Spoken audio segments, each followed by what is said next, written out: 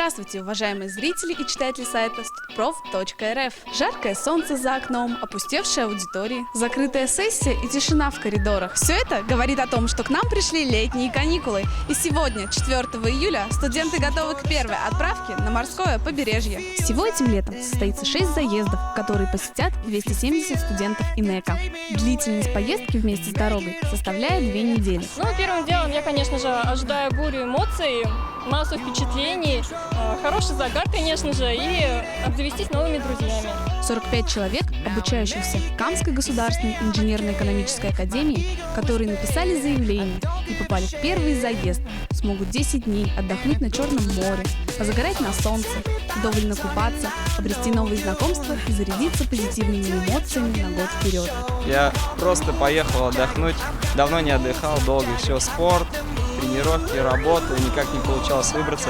И появилась такая возможность, спасибо большое Кампи, что предоставили такую возможность поехать отдохнуть.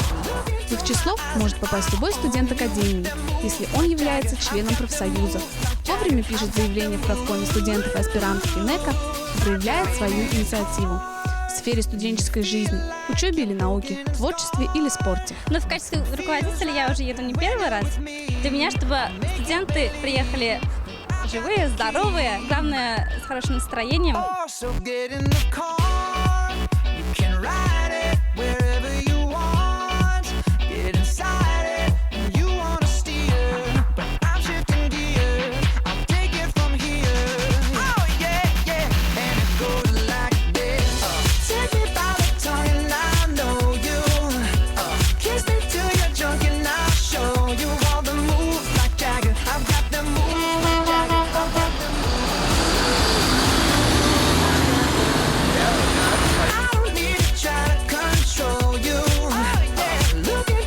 Хочется пожелать всем отличного отдыха, который надолго запомнится. Ведь кто, как не студенты ИНЭКа, имеет огромное количество возможностей провести его на все 100%. А с вами были специальные корреспонденты сайта studprof.rf Наталья Герасимова, Александр Токарев. Будь в курсе событий. Заходи, читай, смотри.